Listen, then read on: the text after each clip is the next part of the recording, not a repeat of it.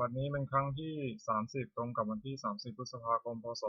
2569ข้าพเจ้าในนัทพงศ์มิตรเมืองรหัส017ขอเปล่งวาจาสาธยายพุทธมนต์และสาธยายธรรมถวายเป็นพุทธบูชาธรรมบูชาสังฆบูชาและเป็นอาจารยบูชาแด่องค์หลวงปู่ทวดและหลวงปู่ศิลาขอเทพเทวดาเจ้าทั้งหลายโปรดจงมาอนุโมทนาในการสวดสาธยายของข้าพเจ้านี้ขออนุภาพคุณพระรัตนตรัยครูบาอาจารย์และเทพเทวดาทั้งหลายโปรดจงบันดาลจิตของข้าพเจ้าเป็นสมาธิอันควรแก่การสวดสาธยายมนต์ต่อไปอะระหังสัมมาสัมพุทโธภควาพุทธังภควันตังอภิวาเทมิสวากขาโตภควตาธัมโมธัมมังนัมสสามิสุปฏิปันโนภควโตสาวกสังโฆสังฆังนามามิบทสวดชุมนุมเทวดาสมันตาจักกาวเรศวตระคัจฉันตุเทวตาสัทธมังมุนิราชสาสุนันตุสักขมุขตังสัพเพกามเมจรูปเปคิริสิกขารัตตาเตจันตาลิเขมิมาเนติเปรเทสกาเมตารุวนาคหาเนเคหาวตุมิเคเตภูมาจายันตุเทวาชาลถาลวิสเมยขาคันทพานาคาติจันตาสติเกยังมุนิวาตวัจนังสาธโวเมสุนันตุธรรมสวนากาโลอายัมพันตาธรรมสวนากาโลอายัมพันตาธรรมสวนากาโลอายัมพันตาบทสวดนามการสิทธิคาถา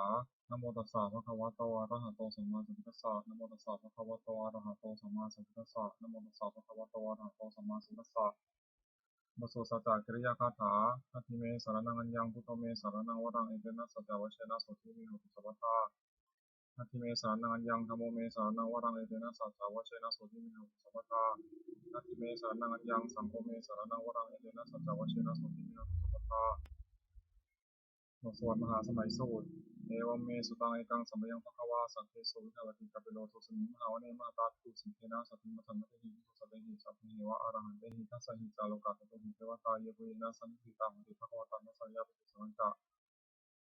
อาตะขอจตุนังสุทาวาสกายิกานังเทวานังอิทังทาวเสยังโภภควาสังเกสุวิทาวติกัปเปโลทุสมิมหาวเนมาตาตุสังเทนะสัพพิมัสสะเตหิพิกุสัตเตหิสัพเพเหวะอรหันเตหิทัสสะหิจาโลกาตเตหิเทวตาเยปุยนะสันติตาหุติภควันตังทัศนยาภิกขุสังฆจะยานุนามยังปิเยนะภควาเทรุปสังฆามายามากกว่าสังฆามิตวาภควโตสันติปัจเจทาทาภาสยมตินาลโคตาเทวตาสายทัพินามาทลวาปุริโสสัมมันติตังวาภมสารยาภาษาตังวาผังสัมมิเชยเอวเมวะสุภาวะเสสุเทเวสุตระหิตาภควโตปุระโตปตุระหังสุ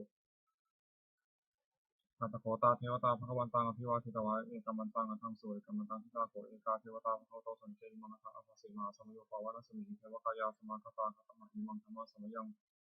อคิตาเยวะปราชิตาสังคติ นาตโกปราเทวตาภควโตสันนิเกมังคังอาภาสิตัตตาภิกขโวสมาทังสุติตังอัตโนหุตุกะมังคังสุสารถีวานิปานิคาหิตวาอินทิยานิรักขันติปันติตาตินาตโกปราเทวตาภควโตสันนิเกมังคังอาภาสิเชตวะคีลังเชตวะปิลิกังอิทังคีลังโอหัสมะเมชาเตจันติสุทาวิมาลาจักขุมตาสุตาสุสุนันตินาตโกปราเทวตาภควโตสันนิเกมังคังอาภาสิเยจติพุทธังสรณังคตาเสนเตชนิสันติอปายภูมิปหายามนุสังหิหังทิวกายังปริปุเรสันติติ มันตะโกภควาภิกขุมันเตสีเยเวนะภิกขเวทัสสุโลกาตตุสุเทวตาสนิปิตาโหติภาคตังทัสสนิยาภิกขุสังฆะเยปิเตภิกขเวสุงติตามัทนังอรหันโตสัมมาสัมพุทธาเตสัมปิภควตานังอิตาปรมาเยวะเทวตาสนิปิตาเหสงสัยทัพพิมหิตาระหิเยปิเตภิกขเวปุริสันติอนาคตามัทนังอรหันโตสัมมาสัมพุทธาเตสัมปิภควตานังอิตาปรมาเยวะเทวตาสนิปิตาปุริสันติสัยทัพพิมหิตาระหินาจิกิสามิภิกขเวเทวกายนังนามานิกิตายิสามิภิกขเวเทวกายนังนามานิเทศิสามิภิกขเวเทวกายนังนามานิ ตังสุนัตถาสารุกัมมนะสิกโรธาปัสสิสามิติเอวัมเตติโกเตติปุขะวะโตปัตตะสุงตัวอิตโทจะสิโลกามนุกัสสามิยะทัพพุมาตตาสิตายิสิตาคิริทัพพลังปฏิตตาสมาหิตาภูตุเสหวะสามินาลมหังสามสัพพะโนตาตุสัพพะธรรมิปัสสนามนาวิลาปิญโยปัจจสเตยะตวาวะเนกัปปิยวะสเวตโตอมริสตาสาวะเกสัสเนระเตเทวกายาภิกันตาเตวิชานาถาภิกโวเตจาตปะมะกรงสุตวาทิสาสสนังเตสาภาตุระหูเวนังอมนุสสานัสนังเปเตสตามัตถุสหัสสังมัทธาตตรินสังเกสาสานังอมนุสสานมัตสงนาเปเจนะตามัทถุงทิสาสภาพุตาหงตัจสภาพนิยาวะวะขิตวานะจัตุมาตโตอมริสตาสาวเกสาสเนระเตเทวกายาภิกันตาเตวิชานาถาภิกโวโยหิตายิสามิทิระหิอนุปุพโสสัตตสหัสสาวะยะขาภูมากัปปิลวัฏวายทิมันโตชุติมันโตวันนวัตโตยะสัสสิโนมัทธมนาภิกรมปุณังสมิโนนังชัสสะหัสสาหิมาวะตายขานันโตนิโยทิมันโตชุติมันโตวันนวัตโตยะสัสสิโนมัทธมนาภิกรมปุณังสมิโนนังสัตตคิราติสหัสสายะขานันโตนิโยทิมันโตชุติมันโตวันนวัตโตยะสัสสิโนมัทธมนาภิกรมปุณังสมิโนนัง อิเจเตโสรัสสะหัสสายคานันโตนิโนอิทิมันโตชุติมันโตวันนวันโตยะสัสสิโนมัทธรรมนาภิกรมิปุนังเสวิมนังเวสามิตาปัญจสตายคานันโตนิโนอิทิมันโตชุติมันโตวันนวันโตยะสัสสิโนมัทธรรมนาภิกรมิปุนังเสวิมนังภูมิพิโรราชาคันโตเวปุรสานิเวสนังปิโยนังสัตตสหัสสังยคันังปิโรปัสสติภูมิพิโรราชาคันโตโสภะสมิวนังปุริมันจัตติสาราชาทุตารัตโตปัสสะสติคันตปนาธิปติมหาราชายะสัสสิโสมุตติตัสสะภะโวนธรรมนาวะภะวะอิทิมันโตชุติมันโตวันนวันโตยะสัสสิโนมัทธรรมนาภิกรมิปุนังเสวิมนังทักขินันตติสังราชารุ่นโหตปัสสติกุมมัทนาธิปติมหาราชายะสัสสิโสพุตติตาสาภะโหอินทมานามหาภาลาอิทิมันโตชุติมันโตวันนวันโตยะสัสสิโนมัทธรรมนาภิกรมิปุนังเสวิมนังปัจฉิมังจัตติสังราชาวิรูปโขปัสสตินังคานังอธิปติมหาราชายะสัสสิโสพุตติตาสาภะโหอินทมานามหาภาลาอิทิมันโตชุติมันโตวันนวันโตยะสัสสิโนมัทธรรมนาภิกรมิปุนังเสวิมนังอุตารัญจักทิสังราชากเวโรตปัสสะสติยคณาธิปติมหาราชายะสัสสิโสพุตติตัสสะภะโวอินทมานามหาภาลาอิทิมันโตชุติมันโตวันนวันโตยะสัสสิโนมัทธรรมนาภิกรมิปุนังเสวิมนังปุริมาทิสังคตารโถทักขินาวุณโตปัจฉิมินารูปโขเวโรตังทิสังจตารโตเตมหาราชาสมันตาตตุโรทิสาทัพพลามนานันสุนิกัปปิลวัตเตสังมัญญาวิโนทัสสะคุณจันทาสถามยาคุณทิเวทิพุทธาภิพุโตสหสันทโนกัมมะเสโสจักกิโนคันทุนิคันตุตาปนาโตปะมันเจตาเทวสุโตธรรมาตลิปิปัสสิโนจันทโพนโรราชาชโนสโพนาคูปัญจสิกขเทวะทิมพโรสุริยวัชสาเอเตเดเดจาราชโนคันตภาสาราชิโมธรรมนาภิกรมิปุนังสิโมนังนาถาภูนัมภาษานาคาเวสาราสหัตชคาคัมภาลสัตราคูปยาคาสายติยามุนาทัสสารถาจาคุณคายสัสสิโนเอราวันโนมหานาโกโสภะสิโมนังเยนะคาราเชสหัสสาหารันติทิพาทิชาบันติวิสุทธิจักโขวิหายสาเทวนามัชปตาสิตาสุปนาอิติริสานามังอภัยันตคานาคาชานามัสสิสุปนาโตขินังกาสิโตสานาหิวัตัยหิปาวหายันตานาคาสุวรรณสารนามังสุตัง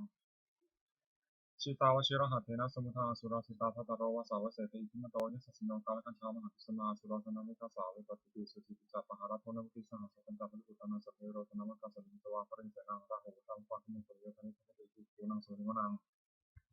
อาโปเตเทวาปฐวิจาเตโชวโยตถาคมุรุณาเทวาโสโมสัยสัตสหเมตากรุณากายิกาคุเทวายสัสสิโนทัสเสติทัสสะกายสัพเพนะตอนิโนอิทิมันโตชุติมันโตวันนวันโตยสัสสิโนมัทธรรมนาภิกรมิปุนังสุริมนัง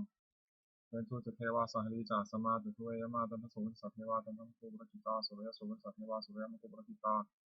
นักขัปนิปรคิเทวาคุมทวะละหะกาวุสุนังวะโสเสโตสักโกปะคาปรินทโททัสเสติทัสสะกายสัพเพนะตอนิโนอิทิมันโตชุติมันโตวันนวันโตยสัสสิโนมัทธรรมนาภิกรมิปุนังสุริมนังอัฏฐาภูสาภูเทวาชารมคิสิการิวะเรตกาจโรชาจอุมาปุพานิพาสิโนรุณาสหธรรมาจาจุตาจเนชกาสุรยาอุติราภวะภวะสาวิสิโนทัสสะเตทัสสะกายสัพเพนะตอนิโนอิทิมันโตชุติมันโตวันนวันโตยสัสสิโนมัทธรรมนาภิกรมิปุนังสุริมนังสมานามหาสมานามนุสามานุสุตมาทิตาพุทธิกาภวะภูมโนพุสิกาถาภูหายโยเทวายะจัตติตวาสิโนปาราคามหาปาราคาภูเทวายะสัสสิโนทัสสะเตทัสสะกายสัพเพนะตอนิโนอิทิมันโตชุติมันโตวันนวันโตยสัสสิโนมัทธรรมนาภิกรมิปุนังสุริมนังสุตาการุมหารุณาคุยคณะสาสหโอทาตกันยาปะมุขาคุเทวาวิจักนาสัทธมตาหารกัมิสกาเสยทัสสิโนตันยังอัคคัปจิโนยุริสาชุสติทัสเสติทัสสะทากายาสัพเพนะตอนนี้โนทิมันโตชุติมันโตวันนวันโตยสัสสิโนมัทธรรมนาภิกรมิปุนังสุริมนังเขมิยาตุสิตายามากัตกาจายสัสสิโนสัมพุทธกาลามาเสขาชุตินามาจาสวานิมานนาลตินวันโกถาภูปรานิมิตาทัสเสติทัสสะทากายาสัพเพนะตอนนี้โนทิมันโตชุติมันโตวันนวันโตยสัสสิโนมัทธรรมนาภิกรมิปุนังสุริมนังสัพเพเตเทวานิกายาสัพเพนะตอนิโนนามันวายินะอังคันโฉมิเยจันเยสัตสาสหะอาวุธาชติมิติลานโมคตินามนาสวังเนเถระตารณาคังสันทังวาสิตาติตังสุตตมาปรมัตโตจัปปุตาอิทิโตสาสนังตัวรติสตาสวะกัสสมิริโมนังสาสัพพมาโรกานังมาพมาพิเทถิวะปะโนชุติมโตปิสมะกายโยยิสัสสิโสทัสเสไทสราคุปะเทกะวัสวัติโนเตสัญจามัชตวะกังหาริโตปาริวาริโตเตจัสสัพเพวิกันเตสิงคิเทเวสัพพมะเทมารสินาธิกามิปัสสะกนาสัมมันติยังคานาถาปนาถาราคินาปะทัมโตสมัตตาปริวาริตามะโมมุติภะโคตินังอิติระธามาชิโนกันหาเสนะเปสีปานินาตาลมหจัสสารังกัตวานะเทระวังยะถาภวุสตุเมโกธนัยันโตสัพพิโกตถาโสปิทาวติสัมภโตเสวะเสตันตัสสะพังปุญญาวะวะคิตวานะตุติมาตโตอมริสัทธาสาวเทสัพเพนะเตมารสินาธิกันตาเทวิชานะทัพโตเตจาตปัมมะกรุงสุตวาพุทธศาสนาตารักขิมิปะกรรมมิสังนมปิชิลิสัพเพวิชิตาสังฆามาเวริดายะสัสสิโนมตุติสังพุทธิสังฆาเตชะนิสตติบทสวดบูชาหลวงปู่ทวดนะโมโพธิสัตว์อังคันติวิยะอิติภควานะโมโพธิสัตว์อังคันติวิยะอิติภควานะโมโพธิสัตว์อังคันติวิยะอิติภควานวโกวาฉบับประชาชนสมเด็จพระมหาสมณเจ้ากรมพระยาวชิร รายานวโรรสธรรมวิภาคทุกกะคือหมวดสองธรรมมีอุปการะมากสองอย่างหนึ่งสติความระลึกได้สองสัมปชัญญะความรู้ตัวธรรมเป็นโลกบาลคือคุ้มครองโลกสองอย่างหนึ่งมีความละอายแก่ตายสองโอตปะความเกรงกลัวธรรมมันทำให้งามสองอย่างหนึ่งมีความอดทนสองสุรจากความเฉลียวบุคคลหาได้ยากสองอย่างหนึ่งบุการีบุคคลผู้ทำอุปการะก่อนสองกตัญญูกตเวทีบุคคลผู้รู้อุปการะที่ท่านทำแล้วและตอบแทนฎีกาคือหมวดสามรัตนะสามอย่างพระพุทธหนึ่งพระธรรมหนึ่งพระสงฆ์หนึ่งท่านผู้สอนให้ประชุมชนผู้ชอบด้วยกายวาจาใจตามพระธรรมวินัยที่ท่านเรียกว่าพระพุทธศาสนาชื่อพระพุทธเจ้าสองพระธรรมวินัยที่เป็นคำสั่งสอนของท่านชื่อพระธรรมสามหมู่ชนที่ฟังคำสอนของท่านแล้วปฏิบัติชอบตามพระธรรมวินัยชื่อพระสงฆ์คุณของรัตนะสามอย่างพระพุทธเจ้ารู้ดีรู้ชอบด้วยพระองค์เองก่อนแล้วสอนผู้อื่นให้รู้ตามด้วยพระธรรมย่อมรักษาผู้ปฏิบัติไม่ให้ตกไปในที่ชั่วพระสงฆ์ปฏิบัติชอบตามคำสอนของพระพุทธเจ้าแล้วสอนผู้อื่นให้กระทำตามด้วยอาการที่พระพุทธเจ้าทรงสั่งสอนสามอย่างหนึ่งทรงสั่งสอนเพื่อจะให้ผู้ฟังรู้ยิ่งเห็นจริงในธรรมที่คนรู้ควรเห็นสองทรงสั่งสอนมีเหตุให้ผู้ฟังอาจตรองตามที่เห็นจริงได้สามทรงสั่งสอนเป็นอัศจรรย์คือผู้ปฏิบัติตามย่อมได้ประโยชน์โดยสมควรแก่ความปฏิบัติโอวาทของพระพุทธเจ้าสามอย่างหนึ่งเว้นจากทุจริตคือประพฤติชั่วด้วยกายวาจาใจสองประกอบสุจริตคือว่าผู้ชอบด้วยกายวาจาใจสามทำใจของตนให้หมดจดจากเครื่องเศร้าหมองใจมีโลภโกรธหลงเป็นต้นทุจริตสามอย่างหนึ่งประพฤติชั่วด้วยกายและกายทุจริตสองประพฤติชั่วด้วยวาจาและวจีทุจริตสามประพฤติชั่วด้วยใจและมโนทุจริตกายทุจริตสามอย่างฆ่าสัตว์หนึ่งละช่อหนึ่งประพฤติผิดกล่าวหนึ่งวจีทุจริตสี่อย่างพูดเท็จหนึ่งพูดส่อเสียดหนึ่งพูดคำหยาบหนึ่งพูดเพ้อเจ้อหนึ่งมโนทุจริตสามอย่างโลภอยากได้ของเขาหนึ่งมีบาปปองร้ายเขาหนึ่งผิดจากกองทำหนึ่งทุจริตสามอย่างนี้เป็นกิจไม่ควรทำควรจะละเสียสุจริตสามอย่างหนึ่งประพฤติชอบด้วยกายและกายสุจริตสองประพฤติชอบด้วยวาจาและวจีสุจริตสามประพฤติชอบด้วยใจและมโนสุจริตกายสุจริตสามอย่างเว้นจากฆ่าสัตว์หนึ่งเว้นจากลักช่อหนึ่งเว้นจากประพฤติผิดในกรรมหนึ่งวจีสุจริตสี่อย่างเว้นจากพูดเท็จหนึ่งเว้นจากพูดส่อเสียดหนึ่งเว้นจากพูดคำหยาบหนึ่งเว้นจากพูดเพ้อเจ้อหนึ่งมโนสุจริตสามอย่างไม่โลภอยากได้ของเขาหนึ่งไม่พยาบาทปองร้ายเขาหนึ่งชอบทำกองทำหนึ่งสุจริตสามอย่างนี้เป็นกิจควรทำควรประพฤติ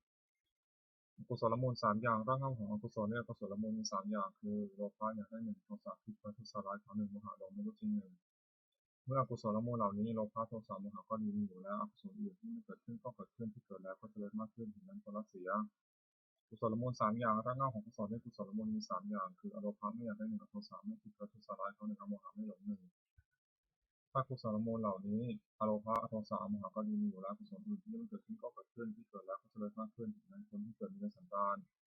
สัพพุริสบัญญัติคือข้อที่สัตบุรุษตั้งไว้สามอย่างหนึ่งการสละสิ่งของของตนเพื่อเป็นประโยชน์แก่ผู้อื่นสองตนประชาติบวชเป็นอุบายเว้นจากผิดบิดกันและกัน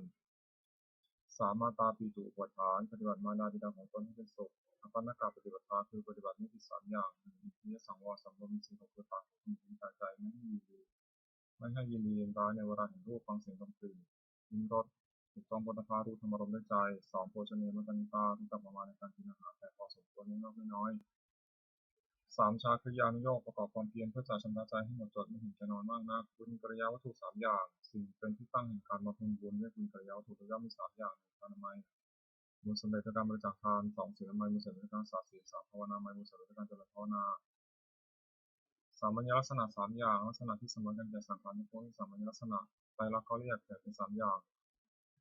หนึ่งอนิจจตาความเป็นของไม่เที่ยงสองทุกขตาความเป็นทุกข์สามอนัตตาความเป็นของไม่ใช่ตนจตุกะคือหมวดสี่วุฒิคือทำมีเครื่องเจริญสี่อย่างหนึ่งสัพพุริสังเสวะครบท่านผู้ประพฤติชอบด้วยกายวาจาใจที่เรียกว่าสัตตบุรุษสองสัตธรรมสวนะฟังคำสั่งสอนของท่านโดยเคารพสามโยนิโสมนสิการถูกต้องให้รู้จักสิ่งดีหรือชั่วโดยวิธีที่ชอบสี่ธรรมานุธรรมะปฏิปติประพฤติสมควรประพฤติธรรมสมควรแก่ธรรมซึ่งได้ตองเห็นแล้ว จากสี่หนึ่งปฏิรูปาเทศาวาสาอยู่ในประเทศอย่างสมควรสองสัพพริสุปัสสยะพบสัตตบุรุษสามอัตตาสัมมาปณิทิตั้งตนไม่ชอบสี่ปุเพตตาปุญญาตาความเป็นผู้ได้ทำความดีไว้ในปางก่อนทำสี่อย่างนี้หยุดรอรถนำไปสู่ความเจริญอคติสี่หนึ่งลำเอียงเพราะรักใคร่กันเนฉันทาคติสองลำเอียงเพราะไม่ชอบการในโทสะคติสามลำเอียงเพราะข่าวเรียกโมหะคติสี่ลำเอียงเพราะกลัวเรียกพยาคติห้าคติสี่ประการนี้ไม่ควรประพฤติอันตรายของภิกษุสามเณรผู้บวชใหม่สี่อย่าง หนึ่งอดทนต่อคำสอนไม่ได้คือเบื่อต่อคำสั่งสอนที่จะทำตามสองเป็นคนเห็นแก่ปากแก่ท้องทำบทอยากไม่ได้สามเพื่อเพลินในกรรมคุณทยานอยากได้สุขยิ่งขึ้นไปสี่รักผู้หญิง ภิกษุสามเณรผู้หวังความเจริญแก่ตนควรระวังอย่าให้อันตราย4 อย่างนี้ย่ำยีได้ประธานคือความเพียร4 อย่าง 1. สังวรประทานเพียรระวังไม่ให้บาปเกิดขึ้นในสันดาน 2. ปหานประทานเพียรละบาปเกิดขึ้นแล้ว 3. ภาวนาประทานเพียรให้กุศลเกิดขึ้นในสันดาน 4. อนุรักษณาประทานเพียรรักษากุศลที่เกิดขึ้นแล้วไม่ให้เสื่อมความเพียร4 อย่างนี้เป็นความเพียรชอบควรประกอบให้มีในตนอธิษฐานธรรมคือธรรมที่ควรตั้งไว้ในใจ4 อย่าง 1. ปัญญารอบรู้สิ่งที่ควรรู้ 2. สัจจะความจริงใจคือประพฤติสิ่งใดก็ให้ได้จริง 3. จาคะสละสิ่งที่เป็นข้าศึกแก่ความจริงใจ 4. อุปัสสมะสงบใจจากสิ่งที่ข้าศึกแก่ความสงบ อิทธิบาทคือคุณเครื่องให้สำเร็จความประสงค์4 อย่าง 1. ฉันทะพอใจรักใคร่ในสิ่งนั้น 2. วิริยะเพียรประกอบสิ่งนั้น 3. จิตตะเอาใจฝักใฝ่ในสิ่งนั้นไม่วางธุระ 4. วิมังสาหมั่นติดตามพิจารณาเหตุผลในสิ่งนั้นคุณ4 อย่างนี้มีบริบูรณ์แล้วอาจช่างนำบุคคลให้ถึงสิ่งที่ต้องประสงค์ไม่เหลือวิสัยคนทำความไม่ประมาทในที่4 สถาน 1. ในการละกายทุจริตประพฤติกายสุจริต 2. ในการละวจีทุจริตประพฤติวจีสุจริต 3. ในการละมโนทุจริตประพฤติมโนสุจริต 4. ในการละความเห็นผิดทำความเห็นให้ถูกอีกอย่างหนึ่ง ระวังใจไม่ให้กำหนัดในอารมณ์เป็นที่ตั้งแห่งความกำหนัด 2. ระวังใจไม่ให้ขัดเคืองในอารมณ์เป็นที่ตั้งแห่งความขัดเคือง 3. ระวังใจไม่ให้หลงในอารมณ์เป็นที่ตั้งแห่งความหลง 4. ระวังใจไม่ให้มัวเมาในอารมณ์เป็นที่ตั้งแห่งความมัวเมาปาริสุทธิศีล 4. 1. ปาฏิโมกขสังวรสำรวมในพระปาฏิโมกข์เป็นข้อที่พระพุทธเจ้าห้ามทำตามข้อที่พระองค์อนุญาต 2. อินทรียสังวรสำรวมอินทรีย์ 6. คือตา หู จมูก ลิ้น กาย ใจไม่ให้มีดีร้ายในเวลาเห็นรูปฟังเสียงดนตรีลิ้มรสถูกต้องโผฏฐัพพะรู้ธรรมารมณ์ด้วยใจ 3. อาชีวะปาริสุทธิเลี้ยงชีวิตโดยทางที่ชอบไม่หลอกลวงเขาเลี้ยงชีวิต 4. ปัจจยปัจจเวทนาพิจารณาเสียก่อนจึงบริโภคปัจจัย 4. คือจีวรมิทบาทเสนาสนะและทิสัตว์ไม่เคยพ้นปัญหาอารักขกรรมฐาน 4. 1. พุทธานุสติระลึกถึงคุณพระพุทธเจ้าที่มีในพระองค์และทรงเกื้อกูลแก่ผู้อื่น 2. เมตตาแต่มีที่จิตที่จะให้สัตว์ทั้งปวงมีสุขทั่วหน้า 3. อสุภะพิจารณาร่างกายตนและผู้อื่นที่เห็นเป็นไม่งาม 4. มรณสตินึกถึงความตายอันจะมีแก่ตนกรรมฐาน 4 อย่างนี้ควรเจริญเป็นนิจพรหมวิหาร 4. 1. เมตตาความรักใคร่ปรารถนาจะให้มีสุข 2. กรุณาความสงสารที่จะช่วยให้พ้นทุกข์ 3. มุทิตาความพอยินดีเมื่อผู้อื่นได้ดี 4. อุเบกขาความวางเฉยไม่ดีใจไม่เสียใจเมื่อผู้อื่นถึงความวิบัติ 4 อย่างนี้เป็นเครื่องอยู่ของท่านผู้ใหญ่ สติปัฏฐาน 4. 1. กายานุปัสสนา 2. เวทนานุปัสสนา 3. จิตตานุปัสสนา 4. ธัมมานุปัสสนาสติกำหนดพิจารณากายเป็นอารมณ์ว่ากายนี้สังวรกายไม่ใช่สัตว์บุคคลตัวตนเราเขาและกายานุปัสสนาสติกำหนดพิจารณาเวทนาคือสุขทุกข์และไม่ทุกข์ไม่สุขเป็นอารมณ์ว่าเวทนานี้ก็สักว่าเวทนาไม่ใช่สัตว์บุคคลตัวตนเราเขาเรียกเวทนานุปัสสนาสติกำหนดพิจารณาใจที่เศร้าหมองหรือผ่องแผ้วเป็นอารมณ์ว่าใจนี้สักว่าใจไม่ใช่สัตว์บุคคลตัวตนเราเขาเรียกจิตตานุปัสสนาสติกำหนดพิจารณาธรรมที่เป็นกุศลหรืออกุศลที่บังเกิดกับใจเป็นอารมณ์ว่าธรรมนี้ก็สักว่าธรรมไม่ใช่สัตว์บุคคลตัวตนเราเขาเรียกธรรมานุปัสสนาธาตุกรรมฐาน 4. ธาตุ 4คือธาตุดินเรียกปฐวีธาตุธาตุน้ำเรียกเตโชธาตุธาตุน้ำเรียกอาโปธาตุธาตุไฟเรียกเตโชธาตุธาตุลมเรียกวายโยธาตุธาตุอันใดมีลักษณะเข้มแข็งธาตุนั้นเป็นปฐวีธาตุปฐวีธาตุนั้นที่เป็นภายในคือผมขนเล็บฟันหนังเนื้อเอ็นกระดูกเยื่อในกระดูกม้ามหัวใจตับของเลือดไตปอดไส้ใหญ่ไส้น้อยอาหารใหม่อาหารเก่าธาตุอันมีลักษณะเอิบอาบธาตุนั้นเป็นอาโปธาตุอาโปธาตุนั้นที่เป็นภายในคือดีเสลดหนองเลือดเหงื่อมันข้นน้ำตาเปลวมันน้ำลายน้ำมูกข้อมูดธาตุอันมีลักษณะร้อนธาตุนั้นเป็นเตโชธาตุเตโชธาตุนั้นที่เป็นภายในคือไฟที่ยังกายให้อบอุ่นไฟที่ยังกายทรุดโทรมไฟที่ยังกายให้กระวนกระวายไฟที่เผาอาหารให้ย่อยธาตุอันใดมีลักษณะธาตุไปธาตุมาธาตุนั้นเป็นวายโยธาตุวายโยธาตุนั้นที่เป็นภายในคือลมพัดขึ้นเบื้องบนลมพัดลงเบื้องต่ำลมในท้องลมในไส้ลมหายใจตามตัวลมหายใจความกำหนดพิจารณากายนี้ให้เห็นว่าเป็นแต่เพียงธาตุ 4คือดินน้ำไฟลมประชุมกันอยู่ไม่ใช่เราไม่ใช่ของเราเรียกว่าธาตุกรรมฐานอริยสัจ 4 1 ทุกข์ 2 สมุทัยคือเหตุให้ทุกข์เกิด 3 นิโรธคือความดับทุกข์ 4 มรรคคือข้อปฏิบัติให้เกิดความดับทุกข์ความไม่สบายกายไม่สบายใจที่ชื่อว่าทุกข์เพราะเป็นของตนยากตัณหาคือความทะยานอยากได้ชื่อว่าสมุทัยเพราะเป็นเหตุให้ทุกข์เกิดตัณหานั้นมีประเภทเป็น 3 คือตัณหาความอยากในอารมณ์ที่น่ารักใคร่เรียกว่ากามตัณหาอย่างหนึ่งตัณหาความอยากที่โน่นเป็นนี่เรียกว่าภวตัณหาอย่างหนึ่งตัณหาความอยากไม่เป็นโน่นเป็นนี่เรียกว่าวิภวตัณหาอย่างหนึ่งความดับตัณหาได้สิ้นเชิงทุกดับไปหมดได้ชื่อว่านิโรธเพราะเป็นความดับทุกข์ปัญญาเห็นชอบว่าสิ่งนี้ทุกข์สิ่งนี้เหตุให้ทุกข์เกิดสิ่งนี้ทางถึงความดับทุกข์ได้ชื่อว่ามรรคเพราะเป็นข้อปฏิบัติถึงความดับทุกข์มรรคนั้นมีองค์8ประการคือปัญญาเห็นชอบหนึ่งดำริชอบหนึ่งเจริญตาชอบหนึ่งทำการงานชอบหนึ่งมีชีวิตชอบหนึ่งทำความเป็นชอบหนึ่งตั้งสติชอบหนึ่งตั้งใจชอบหนึ่งปัญจกะคือหมวด 5อนันตริยกรรม 5 1 มาตุฆาตฆ่ามารดา 2 ปิตุฆาตฆ่าบิดา 3 อรหันตฆาตฆ่าพระอรหันต์ 4. โลหิตอุกกาบาตทำร้ายพระพุทธเจ้าจนถึงยังพระโลหิตที่ห่อขึ้นไป 5. สังฆเพศยังสองให้แตกต่างกันกรรม5อย่างนี้เป็นบาปอันดับที่สุดห้ามสวรรค์ห้ามนิพพานตั้งอยู่ในฐานปราชิกของผู้ถือพระพุทธศาสนาห้ามไม่ให้ทำเป็นเด็ดขาดอภินหาปัญจเวก 5. 1. ควรพิจารณาทุกวันว่าเรามีความแก่เป็นธรรมดาไม่รู้ที่ความแก่ได้ 2. ควรพิจารณาทุกวันว่าเรามีความเจ็บเป็นธรรมดาไม่รู้ที่ความเจ็บได้ 3. ควรพิจารณาทุกวันว่าเรามีความตายเป็นธรรมดาไม่รู้ที่ความตายได้ 4. ควรพิจารณาทุกวันว่าเราจะต้องพัดพรากจากของรักของชอบใจทั้งสิ้น 5. ควรพิจารณาทุกวันว่าเรามีกรรมของตัวเราทำดีจากดีทำชั่วจากชั่วในสาระชาติการนั้นธรรมคือทำทางกล้าหาญ5อย่าง 1. ศรัทธาเชื่อสิ่งที่คุณเชื่อ 2. ศีลรักษากายวาจาให้เรียบร้อย 3. ทำมุสจักเป็นผู้ศึกษามาก 4. วิริยารัมภะปารภความเพียร 5. ปัญญารอบรู้สิ่งที่ควรรู้องค์แห่งภิกษุใหม่5อย่าง 1. สำรวมในพระปาฏิโมกข์เป็นข้อที่พระพุทธเจ้าห้าม3. ข้อที่ทรงอนุญาต 2. สำรวมอินทรีย์คือระวังตาหูจมูกลิ้นกายใจไม่ให้มีร้ายครอบงำได้ในเวลาเห็นรูปเพื่อในตาเป็นต้น 3. ความเป็นคนไม่เอิกกระเริกเฮฮา 4. อยู่ในเสนาสนะสงัด 5. มีความเห็นชอบภิกษุใหม่ควรตั้งอยู่ในธรรม5อย่างนี้องค์แห่งธรรมกถึกคือนักเทศน์5อย่าง 1. แสดงธรรมไปโดยลำดับ 2. ไม่ตัดลัดให้ขาดความ 3. อ้างเหตุผลแนะนำให้ผู้ฟังเข้าใจ 4.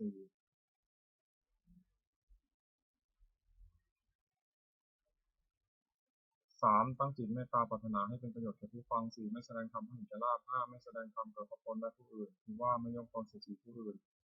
ภิกษุผู้ได้ธรรมกถึกพึงตั้งองค์5อย่างนี้ไว้ในตนธรรมะสวนานิสงส์คืออานิสงส์การฟังธรรม5อย่าง 1. ผู้ฟังธรรมย่อมได้ฟังสิ่งที่ไม่เคยฟัง 2. สิ่งใดที่เคยฟังแล้วแต่ยังไม่เข้าใจชัดย่อมเข้าใจสิ่งนั้นชัด 3. บรรเทาความสงสัยเสียได้ 4. ทำความเห็นที่ถูกต้องได้ 5. จิตของผู้ฟังย่อมผ่องใสพละคือทำเป็นกำลัง5อย่าง 1. ศรัทธาความเชื่อ 2. วิริยะความเพียร 3. สติความระลึกได้ 4. สมาธิความตั้งใจมั่น 5. ปัญญาความรอบรู้อินทรีย์ 5. ข้อเรียกเพราะเป็นใหญ่ในจิตของตนนิวรณ์ 5. ทำมันกั้นจิตไม่ให้บรรลุความดีเรียกว่านิวรณ์มี5อย่าง 1. พอใจรักใคร่ในอารมณ์ที่ชอบใจมีรูปเป็นต้นเรียกกามฉันทะ 2. ปองร้ายผู้อื่นเรียกพยาบาท 3. ความที่จิตหดหู่และเคลิบเคลิ้มเรียกถีนมิทะ 4. ฟุ้งซ่านและรำคาญเรียกอุจจจะกุจจะ 5. ลังเลไม่ตกลงได้เรียกวิจิกิจฉาขันธ์ 5. กายกับใจนี้แบ่งออกเป็น5กองเรียกขันธ์ 5 1. รูป 2. เวทนา 3. สัญญา 4. สังขาร 5. วิญญาณ 4. คือดินน้ำไฟลมประชุมกันเป็นกายนี้เรียกว่ารูปความรู้สึกอารมณ์ว่าเป็นสุขคือสบายกายสบายใจหรือเป็นทุกข์คือไม่สบายกายไม่สบายใจหรือเฉยๆคือไม่ทุกข์ไม่สุขเรียกว่าเวทนาความจำได้หมายรู้คือจำรูปเสียงกลิ่นรสโผฏฐัพพะอารมณ์ที่เกิดกับใจได้เรียกว่าสัญญาเจตสิกธรรมคืออารมณ์ที่เกิดกับใจเป็นส่วนนี้เรียกกุศลเป็นส่วนชั่วเรียกอกุศลเป็นส่วนกลางๆไม่ดีไม่ชั่วเรียกอัพยากฤิเรียกว่าสังขารความรู้อารมณ์ในเวลาเมื่อรูปมากระทบตาเป็นต้นเรียกว่าวิญญาณ ขันธ์ 5นี้ย่นเรียกว่านามรูปเวทนาสัญญาสังขารวิญญาณรวมเข้าเป็นนามรูปคงเป็นรูปสักกะคือหมวด6คารวะ6อย่างความเมื่อเฟ้อในพระพุทธเจ้า1ในพระธรรม1ในพระสงฆ์1ในความศึกษา1ในความไม่ประมาท1ในปฏิสันถานก็คือต้อนรับปราศัย1ภิกษุควรทำคารวะ6ประการนี้สารณียธรรม6อย่างทำเป็นที่ตั้งแห่งความให้ระลึกถึงเรียกสารณียธรรม6อย่างคือ 1. เข้าไปตั้งกายกรรมประกอบด้วยเมตตาในเพื่อนภิกษุสามเณรที่ตนได้รับหลังคือช่วยขนขวายกิจธุระของเพื่อนกันด้วยการมีพยาบาลภิกษุข้าเป็นต้นด้วยจิตเมตตา 2. เข้าไปตั้งวจีกรรมประกอบด้วยเมตตาในเพื่อนภิกษุสามเณรทั้งต่อหน้าและรับหลังคือช่วยขนขวายในกิจธุระของเพื่อนกันด้วยวาจาเช่นกล่าวสั่งสอนเป็นต้นด้วยจิตเมตตา 3. เข้าไปตั้งมโนกรรมประกอบด้วยเมตตาในเพื่อนภิกษุสามเณรทั้งต่อหน้าและรับหลังคือคิดแต่สิ่งที่เป็นประโยชน์แก่เพื่อนกัน 4. แบ่งปันลาภที่ตนได้มาแล้วโดยชอบธรรมให้แก่เพื่อนภิกษุสามเณรไม่ห่วงไว้บริโภคแต่เพียงผู้เดียว 5. รักษาศีลบริสุทธิ์เสมอกันกับเพื่อนภิกษุสามเณรอื่นๆไม่ทำตนให้เป็นที่รังเกียจผู้อื่น 6. มีความเห็นร่วมกันกับภิกษุสามเณรอื่นๆไม่วิวาทกับใครๆพอมีความเห็นผิดกันทำ6อย่างนี้ทำผู้ประพฤติให้เป็นที่รักที่เคารพของผู้อื่นเป็นไปด้วยความสงเคราะห์กันและกันเป็นไปด้วยความไม่วิวาทกันและกันเป็นไปด้วยความพร้อมเพรียงเป็นอันหนึ่งเดียวกันอายตนะภายใน6ตาหูจมูกลิ้นกายใจอินทรีย์6ข้อเรียกอายตนะภายนอก6รูปเสียงกลิ่นรสโผฏฐัพพะคืออารมณ์ที่มาถูกต้องกายธรรมคืออารมณ์ที่เกิดกับใจอารมณ์6ข้อเรียกวิญญาณ6อาศัยรูปกระทบตาเกิดความรู้ขึ้นด้วยจักรวิญญาณอาศัยเสียงกระทบหูเกิดความรู้ขึ้นด้วยโสตวิญญาณอาศัยกลิ่นกระทบจมูกเกิดความรู้ขึ้นด้วยคานวิญญาณอาศัยรสกระทบลิ้นเกิดความรู้ขึ้นด้วยชิวหาวิญญาณอาศัยโผฏฐัพพะกระทบกายเกิดความรู้ขึ้นด้วยกายวิญญาณอาศัยธรรมเกิดกับใจเกิดความรู้ขึ้นด้วยมโนวิญญาณสัมผัส6อายตนะภายในมีตาเป็นต้นอายตนะภายนอกมีรูปเป็นต้นวิญญาณมีจักรวิญญาณเป็นต้น ทบกันในสัมผัสมีชื่อตามอายตนะภายในเป็น6คือจักขุสัมผัสโสตสัมผัสฆานสัมผัสชิวหสัมผัสกายสัมผัสมโนสัมผัส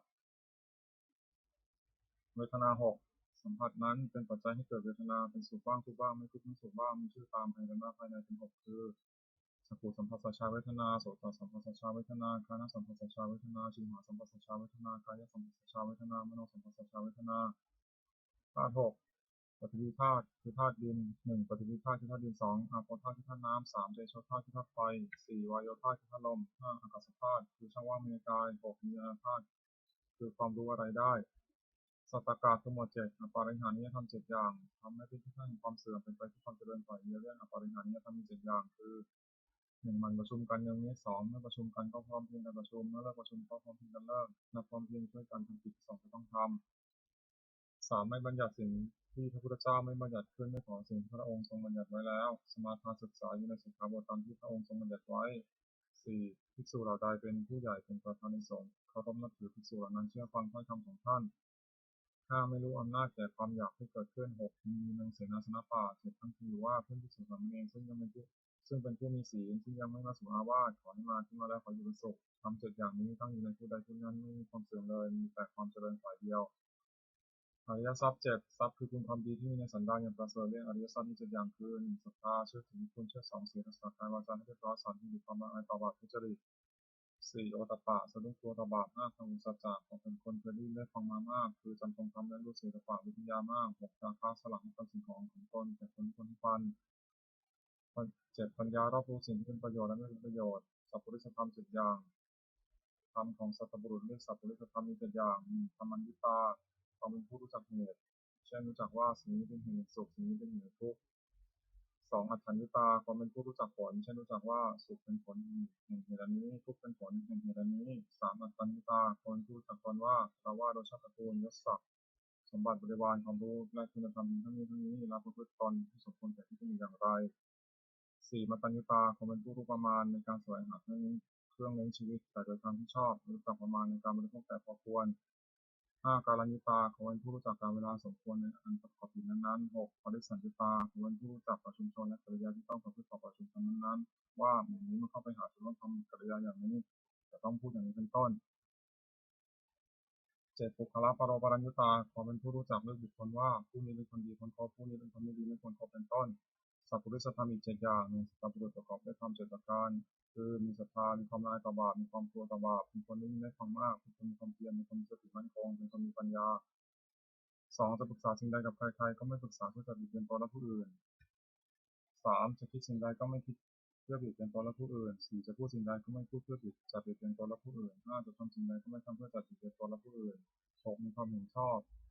มีเห็นว่าทำดีได้ดีทำชั่วได้ชั่วเป็นต้น7ให้ทานโดยเคารพคือเอื้อเฟื้อแก่ของที่ตัวให้และผู้รับทานนั้นให้ทำอาการดุทิ้งเสียข้อชม1สติความระลึกได้2ธรรมวิจยะความสอดส่องธรรม3วิริยะความเพียร4ปิติความอิ่มใจ5ปัสสัทธิความสงบใจและอารมณ์6สมาธิความตั้งใจมั่น7อุเบกขาความวางเฉย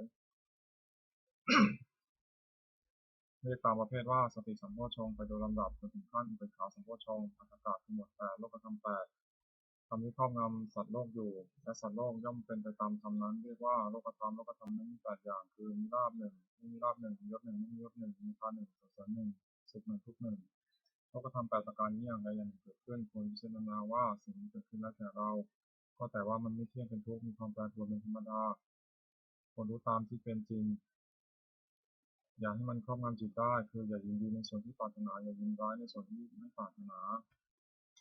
ลักษณะตัดสินคำวินัย8ประการทำเราใดเป็นไปเพื่อความกำหนัดย้อมใจ1เป็นไปเพื่อความประกอบทุกข์1เป็นไปเพื่อความสะสมความกิเลส1เป็นไปเพื่อความอยากใหญ่1เป็นไปเพื่อความไม่สันโดษมีด้วยของมีอยู่คือมีนี่เราอยากได้นั่น1เป็นไปเพื่อความคลุกคลีด้วยหมู่คณะ1เป็นไปเพื่อความเกียรติคร้าน1เป็นไปเพื่อความเรียบง่าย1ทำเหล่านี้คุณว่าไม่ใช่ธรรมไม่ใช่วินัยไม่ใช่คำสั่งสอนของพระศาสดา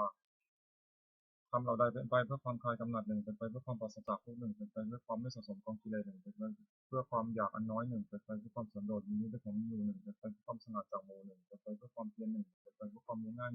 1ทำเหล่านี้พึงรู้ว่าเป็นธรรมเป็นวินัยเป็นคำสั่งสอนของพระศาสดามรรคมีองค์8 1สมาธิ ปัญญาอันเห็นชอบคือเห็นอริยสัจสี่2สัมมาสังกัปปะดำริชอบคือดำริออกจากกาม1ดำริในอันไม่พยาบาท1ดำริในอันไม่บิดเบือน1 3. สัมมาวาจาเจรจาชอบคือเว้นจากวจีทุจริต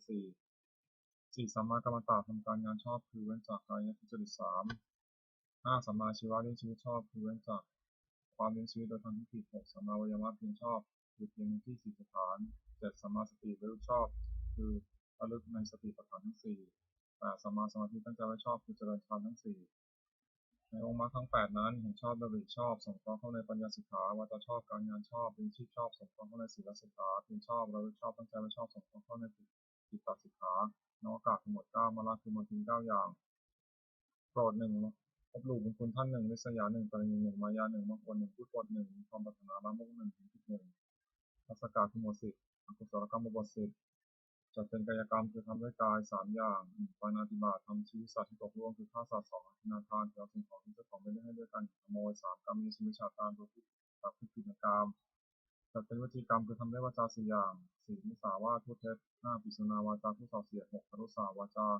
พูดคำหยาบ 7. สัมภปราปาพูดเพ้อเจ้อ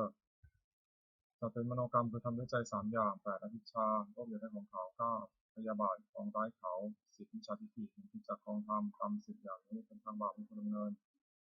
กุศลกรรมบท 10. จัดเป็นกายกรรม 3 อย่าง 1. ปาณาติปาตาเวรมณีเว้นจากทำชีวิตสัตว์ที่ตกล่วง 2. อธินาทนาเวรมณีเว้นจากถือเอาสิ่งของที่เจ้าของไม่ได้ให้ด้วยการขโมย 3. กาเมสุมิจฉาจาราเวรมณีเว้นจากประพฤติผิดกามจัดเป็นวจีกรรมคือทำด้วยวาจา 4 อย่าง 4. มุสาวาทาเวรมณีเว้นจากพูดเท็จ 5. ปิสุนายาวาจายาเวรมณีเว้นจากพูดส่อเสียด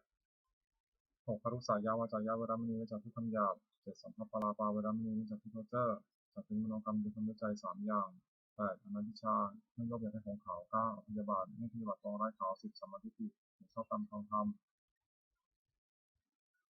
กรรม 10 อย่างนี้เป็นทางบุญควรดำเนินบุญกิริยาวัตถุ 10 อย่าง 1. ทานามัยมือสำเร็จด้วยการบริจาคทาน 2. ศีลนามัยมือสำเร็จด้วยการรักษาศีล 3. ภาวนามัยมือสำเร็จด้วยการเจริญภาวนา 4. อัปปเชนามัยมือสำเร็จด้วยการถ่อมตนแก่ผู้ใหญ่ 5. วิยาวัจจะมัยมือสำเร็จด้วยการช่วยขวนขวายในกิจที่ชอบ 6. ปฏิภาณามัยมือสำเร็จด้วยการให้ส่วนบุญ 7. ปัตตานุโมทนามัยมือสำเร็จด้วยการอนุโมทนาส่วนบุญ 8. ธรรมสวนามือสำเร็จด้วยการฟังธรรม 9. ธรรมเทศนามัยมือสำเร็จด้วยการแสดงธรรม 10. ทิฏฐิชุกรรมการทำความเห็นไม่ตรงทำที่บรรพชิตควรพิจารณาเนืองๆ10 อย่าง 1. บรรพชิตควรพิจารณาเนืองๆว่าบัดนี้เรามีเพศต่างจากคฤหัสถ์แล้วอาการกิริยาใดๆของสมณะเราต้องทำอาการกิริยานั้นๆ 2. บรรพชิตควรพิจารณาเนืองๆว่าความเป็นชีวิตของเราไม่เหมือนผู้อื่นควรทำตัวให้เขาเลี้ยงง่าย 3. บรรพชิตควรพิจารณาเนืองๆว่าอาการกายวาจาอย่างอื่นจะต้องทำให้ดีขึ้นแต่ก่อนนี้ยังมีอยู่อีกไม่ใช่เพียงเท่านี้ 4. บรรพชิตควรพิจารณาเนืองๆว่าตัวของเราเองเป็นตัวของเราเองโดยศีลได้หรือไม่ 5. บรรพชิตควรพิจารณาเนืองๆว่าผู้ใครควรแล้วคือเตียนเราโดยศีลได้หรือไม่ 6. บรรพชิตควรพิจารณาเนืองๆว่าเราต้องพัดพลาดจากของรักของชอบใจทั้งนั้น 7. บรรพชิตควรพิจารณาเนืองๆว่าเรามีกรรมของตัวเราทำดีจากไม่ดีทำชั่วจากไม่ชั่ว 8. บรรพชิตควรพิจารณาเนืองๆว่าวันคือล่วงไปบัดนี้เราทำอะไรอยู่ 9. บรรพชิตควรพิจารณาเนืองๆว่าเรายินดีในที่สงัดหรือไม่ 10. บรรพชิตควรพิจารณาเนืองๆว่าคุณวิเศษของเรามีอยู่หรือไม่ที่จะให้เราไม่เป็นทุกข์เก้อเขินในเวลาเพื่อนเราชิดถามในการภายหลังนาถกรณธรรมคือทำที่พึ่ง10 อย่าง 1. 4. รักษากายวาจาให้เรียบร้อย 2. ความเป็นสัจจะความเป็นผู้ได้สดับตับฟัง 5. 3. กัลยาณมิตรตาความเป็นผู้มีเพื่อนดีงาม 4. สวัสดิตาความเป็นผู้ว่าง่ายสอนง่าย 5. กินกรณียสุทัคตาความขยันช่วยเอาใจใส่ในกิจวัตรของเพื่อนภิกษุสามเณร 6. ธรรมกรรมตาความใคร่ในธรรมที่ชอบ 7. วิริยะเพียรเพื่อสาระความชั่วประพฤติความดี 8. สันโดษยินดีด้วยผ้านุ่งผ้าห่มอาหารที่นอนที่นั่งและยาตามมีตามได้ 9. สติทำการที่จะทำและคำที่พูดแล้วไม่นานได้ 10. ปัญญารอบรู้ในกองสังขารตามเป็นจริงอย่างไรคาถาวัตถุคือถ้อยคำที่คนพูด10 อย่าง 1. อภิชกถาถ้อยคำที่ชักนำให้มีความปรารถนาน้อย 2. สันตุติกถาถ้อยคำที่ชักนำให้สันโดษยินดีด้วยปัจจัยตามมีตามได้ 3. ปวิเวกถาถ้อยคำที่ชักนำให้สงัดกายสงัดใจ 4. อสังสักขคาถาถ้อยคำที่ชักนำไม่ให้รักคนด้วยหมู่ 5. วิริยารัมภคาถาถ้อยคำที่ชักนำให้ปรารภความเพียร 6. ศีลคาถาถ้อยคำที่ชักนำให้ตั้งอยู่ในศีล 7. สมาธิคาถาถ้อยคำที่ชักนำให้ทำใจให้สงบ 8. ปัญญาคาถาถ้อยคำที่ชักนำให้เกิดปัญญา 9. วิมุตติคาถาถ้อยคำที่ชักนำให้ทำใจให้พ้นจากกิเลส 10. วิมุตติญาณทัศนคาถาถ้อยคำที่ชักนำให้เกิดความรู้ความเห็นในความที่ใจพ้นจากกิเลสอนุสติคืออารมณ์ควรระลึก10 ประการ 1. พุทธานุสติระลึกถึงคุณของพระพุทธเจ้า 2. ธรรมานุสติระลึกถึงคุณของพระธรรม 3. สังฆานุสติระลึกถึงคุณของพระสงฆ์ 4. ศีลานุสติระลึกถึงศีลของตน 5. จาคานุสติระลึกถึงทานที่ตนบริจาคแล้ว 6. เทวตานุสติระลึกถึงคุณที่ทำให้บุคคลเป็นเทวดา 7. มรณสติระลึกถึงความตายที่จะมาถึงตน 8. กายคตาสติระลึกทั่วไปในกายให้เห็นว่าไม่งามน่าเกลียดโสโครก 9. อานาปานสติตั้งสติกำหนดลมหายใจเข้าออก 7. 10. วิปัสสนานุสติระลึกถึงคุณพระนิพพานซึ่งเป็นที่ระงับกิเลสและกองทุกข์ปกิณกะคือหมวดกิเลสหมวดกิเลสคือโทษเครื่องเศร้าหมอง16อย่าง 1. อภิชฌาวิสมาโลภะความละโมบไม่สม่ำเสมอเพ่งเล็ง 2. โทสะไร้กาจ 3. โกรธโกรธ 4. ปานะหะ6. โกรธไว้ 5. มัคคะคือคุณท่าน 6. ปราศะตีเสมอคือโทษถึงท่าน 7. อิสสาริษยาคือเห็นเขาได้ดีทนอยู่ไม่ได้ 8. มัชฌัญญะตนี 9. มายามันยาคือเจ้าเล่ห์ 10. สาธยะโอ้อวด 11. สัมภะหัวดื้อ 12. สารัมภะแข่งดี 13. มานะถือตัว 14. อธิมานะดูหมิ่น 15. มัทธะมุมา 16. สมาทะเลินเล่อโพธิปักขิยธรรม 30 ประการสติปัฏฐาน 4. สัมมาปัฏฐาน 4. อิทธิบาท 4. อินทรีย์ 5. พละ 5. โพชฌงค์ 7. มรรคมีองค์ 8. ที่ให้ปฏิบัติจตุกะกรรมกิเลสคือกรรมเครื่องสมอง4อย่าง 1. ปาณาติบาตทำชีวิตสัตว์ให้ตกล่วง 2. อธินาทานถือเอาสิ่งของที่เจ้าของไม่ให้เพื่อการขโมย 3. กรรมเมสุมิจฉาจารประพฤติผิดในกาม 4. มุสาวาทพูดเท็จกรรม4อย่างนี้นักปราชญ์ไม่สรรเสริญเลยอบายมุขคือเหตุเครื่องชิบหาย4อย่าง 1. ความเป็นนักเลงหญิง 2. ความเป็นนักเลงสุรา 3. ความเป็นนักเลงเล่นการพนัน 4. คบคนชั่วเป็นมิตรข้อ 4. ประการนี้ไม่ควรประกอบทิฏฐิทำให้การทำประโยชน์คือประโยชน์ในปัจจุบัน4อย่าง 1. ฐานะสัมปทานถึงพร้อมด้วยความหมั่นในการประกอบกิจเครื่องเลี้ยงชีวิตก็ดีในการศึกษาเราเรียนก็ดีในการทำกิจวัตรของตนก็ดี 2. อารักขาสัมปทาถึงพร้อมด้วยการรักษาคือรักษาทรัพย์ที่แสวงหามาได้ด้วยความหมั่นไม่ให้เป็นอันตรายก็ดีรักษาการเงินของตัวไม่ให้เสื่อมเสียไปก็ดี 3. กัลยาณมิตรตาคือเป็นผู้ความมีเพื่อนเป็นคนดีไม่คบคนชั่ว 4. สมะชีวิตาความเลี้ยงชีวิตตามสมควรแก่กำลังทรัพย์ที่หาได้ไม่ให้ฝืดเคืองนักไม่ให้ฟูมฟายนักสัมปรายิกขัดประโยชน์คือประโยชน์ภายหน้า4อย่าง 1. ศรัทธาสัมปทาถึงความไม่ศรัทธาคือเชื่อสิ่งที่ควรเชื่อเช่นเชื่อว่าทำดีได้ดีทำชั่วได้ชั่วเป็นต้น 2. ศีลสัมปทาถึงความไม่ศีลคือรักษากายวาจาเรียบร้อยดีไม่มีข้อ 3. จาคะสัมปทาถึงความไม่การบริจาคทานเป็นการเฉลี่ยสุขให้แก่ผู้อื่น 4. ปัญญาสัมปทาถึงความไม่ปัญญาจากบาปเป็นคุณโทษประโยชน์ไม่ใช่ประโยชน์เป็นต้นมิตรปฏิรูปคือคนเพียรมี4จำพวก 1. คนปองล้อ 2. คนแต่พูด 3. คนหัวกระจก 4. คนชักชวนในทางที่หายคน4จำพวกนี้ไม่ใช่มิตรแต่เป็นคนเพียรมิตรไม่คนคบ 1. คนปองเล่ามีลักษณะ 4. 1. คิดเอาแต่ได้เกิดเดียว 2. คิดให้น้อยคิดเอาไม่ได้มาก 3. ไม่มีใครแก่ตัวจึงนับเอาสิทธิของเพื่อน 4. คบเพื่อนเพราะเห็นแก่ประโยชน์ของตัว 2. คนดีแต่พูดมีลักษณะ 4. 1. เก็บเอาของล่วงแล้วมาปราศัย 2. อ้างเอาของที่ไม่มีมาปราศัย 3. สงเคราะห์ด้วยสิ่งหาประโยชน์ไม่ได้ 4. ออกปากที่ไม่ได้ 3. คนหัวประจบมีลักษณะ 4. 1. จะทำชั่วก็คอยตาม 2. จะทำดีก็คอยตาม 3. ต่อหน้าว่าสรรเสริญ 4. รับหลังตั้งนินทา 4. คนชักชวนในทางชิบหายมีลักษณะ 4. 1. ชักชวนดื่มน้ำเมา 2. ชักชวนเที่ยวกลางคืน 3. ชักชวนให้มัวเมาในการเล่น 4. ชักชวนเล่นการพนันมิตรแท้4จำพวก 1. มิตรมีอุปการะ 2. มิตรร่วมสุขร่วมทุกข์ 3. มิตรได้ประโยชน์ 4. มิตรมีความรักใคร่มิตร4จำพวกนี้เป็นมิตรแท้คนคบ 1. มิตรมีอุปการะมีลักษณะ 4. 1. ป้องกันเพื่อนผู้ประมาทแล้ว 2. ป้องกันทรัพย์สินของเพื่อนผู้ประมาทแล้ว 3. เมื่อมีภัยเป็นที่พึ่งทำได้ 4. เมื่อมีธุระช่วยออกทรัพย์ให้เกินกว่าที่ออกปาก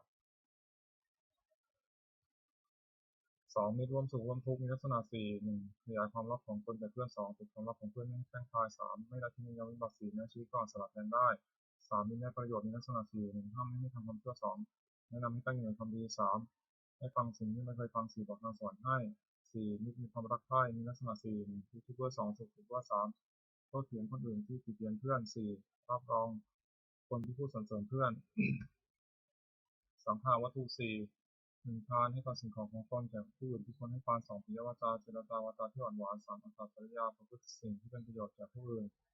4. สมานัตตาความเป็นคนมีตนเสมอไม่ถือตัวคุณ4อย่างนี้เป็นเครื่องยึดเหนี่ยวใจของผู้อื่นไม่ได้ สุขของเครือขัด4อย่าง 1. สุขเกิดแต่ความมีทรัพย์ 2. สุขเกิดแต่การจ่ายทรัพย์บริโภค 3. สุขเกิดแต่ความไม่ต้องเป็นหนี้ 4. สุขเกิดแต่การประกอบการงานที่ปราศจากโทษความปรารถนาของบุคคลในโลกที่สมหมายได้ยาก4อย่าง 1. ขอสมบัติจงเกิดมีแก่เราโดยการที่ชอบ 2. ขอยศจงเกิดมีแก่เรากับญาติพวกพ้องสามขอเราจงรักษาอายุยืนนานสี่เมื่อสิ้นชีพแล้วขอเราจงไปเกิดในสวรรค์ทำเป็นเหตุให้สมหมายมีอยู่สี่อย่างหนึ่งศรัทธาสัมปทาถึงพร้อมด้วยศรัทธาสองศีลสัมปทาถึงพร้อมด้วยศีลสามจาคะสัมปทาถึงพร้อมด้วยบริจาคทานสี่ปัญญาสัมปทาถึงพร้อมด้วยปัญญาผู้นั้นมั่งคั่งจะตั้งอยู่นานไม่ได้เพราะสถานสี่หนึ่งไม่แสวงหาพัสดุที่หายแล้วสองไม่บูรณะพัสดุที่ค้ำค่าสามไม่รู้จักประมาณในการบริโภคสมบัติสี่ตั้งสตรีหรือบุตรผู้สี่ที่เป็นแม่เรือนพ่อเรือนผู้หวังจะดำรงตระกูลคนเว้นสถานสี่ประการที่เสียคำของพระว่าสี่หนึ่งสัจจะซื่อสัตย์สัตย์ซื่อแก่การสองธรรมะรู้จักข่มจิตของตนสามคันติอดทนสี่จาคะตลอดให้การสิ่งของตนแก่คนอื่นแต่คนทุกคนให้ปัญจกะประโยชน์เกิดจากการถือโภคทรัพย์ห้าอย่างหนึ่งแสวงหาโภคทรัพย์ได้ในทางที่ชอบแล้วหนึ่งเลี้ยงตัวมารดาบิดาบุตรภรรยาบ่าวไพร่ให้เป็นสุขสองมีเพื่อนฝูงให้สุขสามบำบัดอันตรายที่เกิดในเหตุต่างๆสี่ทำปีห้าอย่างคือกอไก่ยาติพีสงเคราะห์ญาติขอไข่ยาติพีต้อนรับแขกขอควายผูกผ้าเพตปีทำบุญอุทิศให้ผู้ตายงองูราชพีถวายถวายเป็นหลวงมีภาษีกรเป็นต้นจอจานเทวดาปีทำบุญอุทิศให้เทวดาห้าบริจาคทานในสมณพราหมณ์ผู้ประพฤติชอบศีลห้าปานาติปาตาเวรมณีเว้นจากทำชีวิตสัตว์กับพวกปลายสองทินนาทานาเวรมณีเว้นจากเอาสิ่งของที่ของไม่ได้ให้ด้วยการเห็นขโมยสามกามีสุมิชฌาจาราเวรมณีเว้นจากประพฤติผิดในกามสี่มุสาวาทาเวรมณีเว้นจากพูดเท็จห้าสุราเมรยมัชฌัปปมาทฐานาเวรมณีเว้นจากดื่มน้ำเมาคือสุราและเมลัยอันเป็นที่ตั้งแห่งความประมาทศีลห้าประการนี้เพื่อให้ควรรักษาเป็นนิจนิจฉาวรนิจฉาคือการค้าขายไม่ชอบธรรมห้าอย่างหนึ่งค้าขายเครื่องประหารสองค้าขายมนุษย์สามค้าขายสัตว์เป็นเพื่อฆ่าเป็นอาหารสี่ค้าขายน้ำเมาห้าค้าขายยาพิษการค้าขายห้าอย่างนี้เป็นข้อห้ามอุบาสกไม่ให้ประกอบสมบัติของอุบาสกห้าประการหนึ่งประกอบด้วยศรัทธาสองมีศีลบริสุทธิ์สามไม่ถือมงคลเป็นข่าวคือเชื่อกรรมไม่เชื่อมงคลสี่ไม่แสวงหาสิ่งบุญนอกพุทธศาสนาห้าบำเพ็ญบุญแต่ในพุทธศาสนาอุบาสกพึงตั้งอยู่ในสถานพึงตั้งอยู่ในสมบัติห้าประการเว้นจากวิบัติห้าประการซึ่งวิปริตจากสมบัตินั้นสักกะที่หกหนึ่งปุรธิมทิฏฐิที่เบื้องหน้ามารดาบิดาสองสัตถิมทิฏฐิที่เบื้องขวาอาจารย์สามปัจฉิมทิฏฐิที่เบื้องหลังบุตรภรรยาสี่อุตรทิฏฐิที่เบื้องซ้ายมิตรห้าหิจิมทิฏฐิที่เบื้องต่ำบ่าวหกอุปริมทิฏฐิที่เบื้องบนสมณพราหมณ์หนึ่งปุรธิมทิฏฐิที่เบื้องหน้ามารดาบิดาบุตรคุณบำรุงด้วยสถานห้าหนึ่งท่านได้เลี้ยงมาท่านได้เลี้ยงมาแล้วเลี้ยงท่านตอบสองทำกิจของท่านสามดำรงวงศกุลสี่คือตนที่เป็นคนรับสมรดกห้าเมื่อท่านล่วงลับไปแล้วทำบุญอยู่ที่ท่านมารดาบิดาได้รับปริญญาชนีแล้วย่อมรู้ข้อบุตรเป็นสถานห้าหนึ่งห้าไม่ทำความชั่วสองตั้งอยู่ในความดีสามให้ศึกษาศิลปวิทยาสี่ทำวิทยาใหม่ที่สมควรให้ห้ามอบทรัพย์ให้ในสมัยหกสักขีนาทีที่เบื้องขวาอาจารย์สิบำรุงด้วยสถานห้าหนึ่งด้วยขึ้นยืนรับสองด้วยเข้าไปยืนขอรับใช้สามด้วยช่วยฟังสี่ด้วยประทานห้าด้วยเรียนศิลปวิทยาโดยเคารพอาจารย์ได้รับบำรุงชนีแล้วย่อมรู้ข้อสิบด้วยสถานห้าหนึ่งแนะนำดีสองไม่เรียนดีสามบอกศิลปะให้สิ้นเชิงไม่ถูกฟังคำกลางสี่ยกย่องให้ปรากฏในเพื่อนฝูงห้าทำความป้องกันในที่ทั้งหลายคือจะไปทิศทางไหนก็ไม่อดอยากสามปัจฉิมทิศที่เบื้องหลังภรรยาสามีภูมิรู้ด้วยสถานห้าหนึ่งด้วยยกย่องนับถือว่าเป็นภรรยาสองด้วยไม่ได้หนึ่งสามด้วยไม่ประพฤติร่วมใจสี่ด้วยมอบความเป็นใหญ่ให้ห้าด้วยให้เครื่องแต่งตัวภรรยาได้รับรวมชนีแล้วย่อมรู้เคราะห์สามีได้สถานห้าหนึ่งจัดการงานดีสองสงเคราะห์ค่อนข้างเคียงของผัวดีสามไม่ประพฤติชั่วไม่ประพฤติร่วมใจผัวสี่รักษาทรัพย์ที่ผัวหามาได้ไว้ห้าขยันไม่เกียจคร้านในกิจการทั้งปวงสี่อุตรทิฏฐิที่เบื้องซ้ายมิตรกุลบุตรคุณบำรุงด้วยสถานห้าหนึ่งด้วยให้ปานสองด้วยเจรจาถ้อยคำไพเราะสามด้วยประโยชน์สี่ด้วยความเป็นผู้มีตนเสมอห้าด้วยไม่แกล้งกล่าวให้พลาดจากความเป็นจริงมิตรได้รับประรุงชนีแล้วย่อมรู้เคราะห์กุลบุตรด้วยสถานห้าหนึ่งรักษามิตรผู้ประมาทแล้วสองรักษาทรัพย์ของมิตรผู้ประมาทแล้วสามเมื่อมีภัยเอาไปที่พึ่งทำลายค่าสี่มีนาทีมียามวิบัติห้านับถือตลอดถึงวงของมิตรห้าเหตุจิรทิฏฐิที่ต้องตามบ่าวนายถึงบำรุงด้วยสถานห้าหนึ่งจัดการงานให้ทำตามสมหนึ่งจัดการงานให้ทำตามสมควรแก่กำลังสองด้วยให้อาหารและรางวัลสามด้วยรักษาพยาบาลในเวลาเจ็บไข้สี่ด้วยแจกของมีรถตัดตลาดให้กินห้าด้วยปล่อยในสมัย บ่าวได้รับบำรุงชนิดแล้วย่อมอนุเคราะห์นายด้วยสถาน1ลุกขึ้นทำการงานก่อนนาย2เลิกการงานทีหลังนาย3ถือเอาแต่ของที่นายให้4ทำการงานให้ดีขึ้น5นำคุณของนายไปสรรเสริญในที่นั้นๆ6อุปริมทิที่เบื้องบนสมณพราหมณ์กุลบุตรพึงบำรุงด้วยสถาน1ด้วยกายกรรมคือทำอะไรประกอบด้วยเมตตา2ด้วยวจีกรรมคือพูดอะไรประกอบด้วยเมตตา3ด้วยมโนกรรมคือคิดอะไรประกอบด้วยเมตตา4ด้วยความเป็นผู้ไม่ปิดประตูคือไม่ได้ห้ามเข้าบ้านเรือน5ด้วยให้อนุสถานสมณพราหมณ์ได้รับบำรุงชนีแล้วย่อมอนุเคราะห์กุลบุตรด้วยสถาน1ห้ามไม่กระทำความชั่ว2ให้ตั้งอยู่ในความดี3อนุเคราะห์ด้วยน้ำใจงาม4ไม่ได้ฟังสิ่งที่ไม่เคยฟัง5ทำสิ่งที่เคยฟังแล้วให้แจ่ม6บอกทางสวรรค์ให้อบายมุขคือเหตุเครื่องชิบหาย1ดื่มน้ำเมา2เที่ยวกลางคืน3เที่ยวดูการเล่น4เล่นการพนัน5คนชอบเป็นมิตร6เกียรติค้าทำการงานดื่มน้ำเมามีโทษ1เสียทรัพย์2ก่อการทะเลาะวิวาท3เกิดโรค4ต้องติดเตียน5ไม่รู้จักอาย6พรกำลังปัญญา2เที่ยวกลางคืนมีโทษ1ชื่อว่าไม่รักษาตัว2ชื่อว่าไม่รักษาลูกเมีย3ชื่อว่าไม่รักษาทรัพย์สมบัติ4เป็นที่ตะบันของคนทั้งหลาย5มักถูกใจความ6ได้รับความลำบากมาก3ที่ดูการเล่นมีโทษตามวัตถุที่ไปดู1รำที่ไหนไปที่นั่น2ขับร้องที่ไหนไปที่นั่น3ดูซีรีส์ต่อที่ไหนไปที่นั่น4เสพที่ไหนไปที่นั่น5เพลงที่ไหนไปที่นั่น6เถิดที่ไหนไปที่นั่น4การเล่นการพนันมีโทษ1เมื่อชนะย่อมก่อเวร2เมื่อแพ้ย่อมเสียทรัพย์ที่เสียไป3ทรัพย์ย่อมชิบหาย4ไม่มีใครเชื่อถือถ้อยคำ5เป็นที่หมิ่นประมาทของเพื่อน6ไม่มีใครประสงค์แต่งงานด้วย5คบคุณชั่วเป็นมีโทษตามบุคคลที่คบ6 นำให้เป็นนักเลงการพนัน2นำให้เป็นนักเลงเจ้าชู้3นำให้เป็นนักเลงเหล้า4นำให้เป็นคนลวงเขาและของปลอม5นำให้เป็นคนลวงเขาซึ่งหน้า6นำให้เป็นคนหัวไม้6อีกครั้งทำการงานมีโทษ6 1มักให้อ้างว่าหนานักก็ไม่ทำการงาน2มักให้อ้างว่าตอนนักก็ไม่ทำการงาน3มักให้อ้างว่าเวลายืนแล้วไม่ทำการงาน4มักให้อ้างว่ายังเช้าอยู่ไม่ทำการงาน5มักให้อ้างว่าหิวนักก็ไม่ทำการงาน6มักให้อ้างว่ากระหายนักก็ไม่ทำการงานผู้หวังความเจริญด้วยโภคทรัพย์พึงเว้นเหตุเครื่องชิบหาย6ประการนี้เสียปฏิภณคาถายาเทวตาสันติวิหาราวาชินีเวทะเรโพธิทะเรตันหินตัธรรมะธนานาพระสุบุชตาโสติกรณิธาวิหารามันทะเรเทราจมัชานวกาจติโพสารามิกาธนาปฏิมัสกาธรรมาจติสานิธรรมาจิสาราสบานุปิตาสุนิตาพุทธิเตชลาผู้ชายดิจาทัธรรมวาสังเสทชาตาตโบปปาติการนิยมิการธรรมวรังปฏิเตสัพพิปัสสะโรตุสังยังสัพพิจิตังธาตุจิรังสตังธรรมโมธรรมธราจบุคลาสังโฆตุสมัคควะอัฏฐยะจันทิตายะสัมเมระกตุสัมโมสัพพิติธรรมจาริโนวุฒิสัพพะปุญญมัตถมินะปะวุติเตสันนาโหตุสัพพิติปานิโนพุทธศาสเนสัมมาทรังมุเวชันโตกาเลโยโตวสุตุวุฒิภวยะสัตตานังสิริขังมิตุมิหิมาตาปิตาตัตตะชังนิจังรังติปิตกังนิวังธรรมินาราชโนปสังรังตุสัพพะเทวตาอุโยชนะคาถาทุกขปตาจิตทุกขาพิยปตาจิตพิยาสุขปตาจิตโสกาหุตุสัพเพปิญานิโนเอกาวตาจังมิสัมมตังปุจจสัมตังสัพพะวิวัตตุสัพพะสัมปิสิทธิยาธนังตุสัพพะสีรังรักตุสัพพะสีรังรักตุสัพพะภาวนาพิรตังหัตุขัชันตุเทวตาคตาสุมังคลคาถาโหตุสัพพังสุมังครังรักตุสัพพะเทวตาสัพพะพุทธานุภาเวนะโสติโหตุนิรันตรังโหตุสัพพังสุมังครังรักตุสัพพะเทวตาสัพพะธรรมานุภาเวนะโสติโหตุนิรันตรังโหตุสัพพังสุมังครังรักตุสัพพะเทวตาสัพพะสังฆานุภาเวนะโสติโหตุนิรันตรังสัพเพพุทธาภะละปัตตาปัจเจกังเจยมพลังอนันตานันจาติชนะรักขมัตมิสัพพะโสสัพเพพุทธาภะละปัตตาปัจเจกังเจยมพลังอนันตานันจาติชนะรักขมัตมิสัพพะโสสัพเพพุทธาภะละปัตตาปัจเจกังเจยมพลังอนันตานันจาติชนะรักขมัตมิสัพพะโสสัพเพพุทธาภะละปัตตาปัจเจกังเจยมพลังอนันตานันจาติชนะรักขมัตมิสัพพะโสสัพเพพุทธาภะละปัตตาปัจเจกังเจยมพลังอนันตานันจาติชนะรักขมัตมิสัพพะโส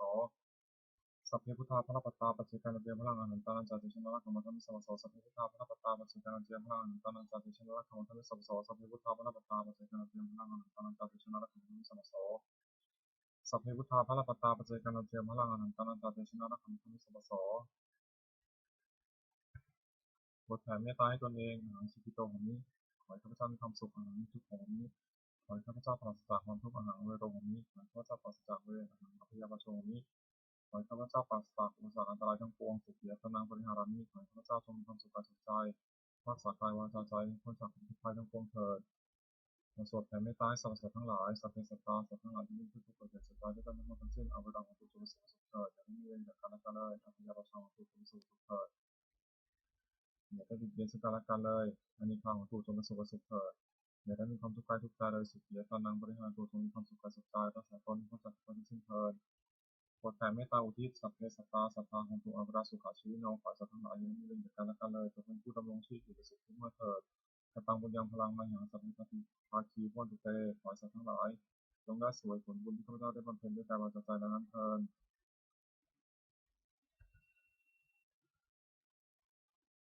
ขออานิสงส์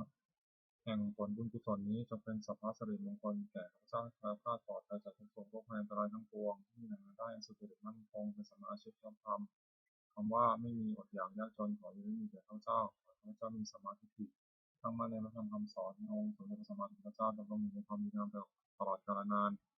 อีกทั้งขอเทพเทวดาทั้งหลายผู้ได้อนุโมทนาสาธุการในบุญกุศลนี้โปรดประสิทธิ์ประสาทพรน้อมส่งให้ท่านเป็นมงคลเป็นสิริมงคลสุดผู้เจ้าเศรษฐีมนต์มหายาลงกุศิลาลงถึงวัตถุมงคลทั้งปวงที่30อำนวยเป็นจัดสร้างขึ้นให้ถึงโดยพุทธานุภาพเทวานุภาพและฤทธานุภาพศักดิ์สิทธิ์อำนวยผลให้สิริมงคลแก่ผู้ครอบครองผู้ช